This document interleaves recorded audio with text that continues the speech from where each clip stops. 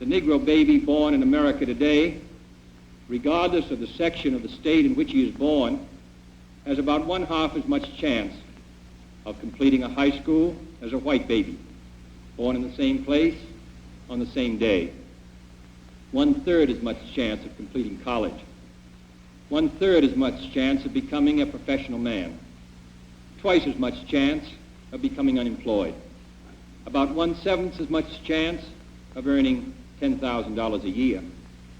A life expectancy which is 7 years shorter, and the prospects of earning only half as much. This is not a sectional issue.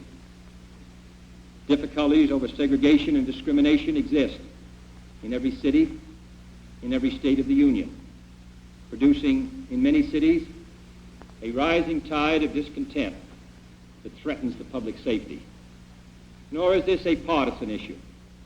In a time of domestic crisis, men of goodwill and generosity should be able to unite regardless of party or politics. This is not even a legal or legislative issue alone. It is better to settle these matters in the courts than on the streets, and new laws are needed at every level. But law alone cannot make men see right. We are confronted primarily with a moral issue. It is as old as the Scriptures and is as clear as the American Constitution. The heart of the question is whether all Americans are to be afforded equal rights and equal opportunities, whether we are going to treat our fellow Americans as we want to be treated. If an American, because his skin is dark, cannot eat lunch in a restaurant open to the public, if he cannot send his children to the best public school available, if he cannot vote for the public officials who represent him, if, in short, he cannot enjoy the full and free life which all of us want, then who among us would be content to have the color of his skin changed and stand in his place? Who among us would then be content with the counsels of patience and delay? 100 years of delay have passed since President Lincoln freed the slaves, yet their heirs, their grandsons, are not fully free. They are not yet freed from the bonds of injustice.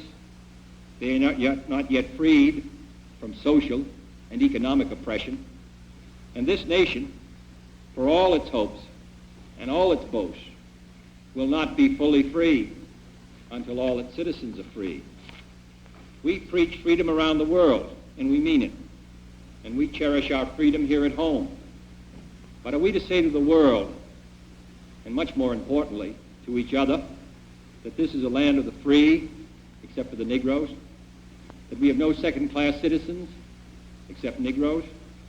That we have no class or caste system, no ghettos, no master race, except with respect to Negroes? Now the time has come for this nation to fulfill its promise. The events in Birmingham and elsewhere have so increased the cries for equality that no city or state or legislative body can prudently choose to ignore them. The fires of frustration and discord are burning in every city, north and south.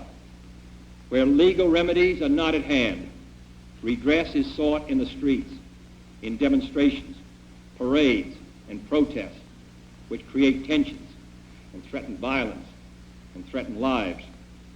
We face, therefore, a moral crisis as a country and a people. It cannot be met by repressive police action. It cannot be left to increase demonstrations in the streets. It cannot be quieted by token moves or talk.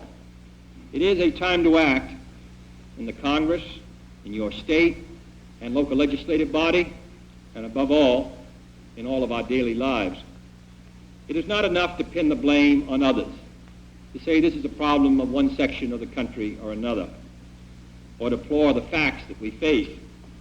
A great change is at hand, and our task, our obligation, is to make that revolution, that change, peaceful and constructive for all. Those who do nothing are inviting shame as well as violence. Those who act boldly are recognizing right as well as reality.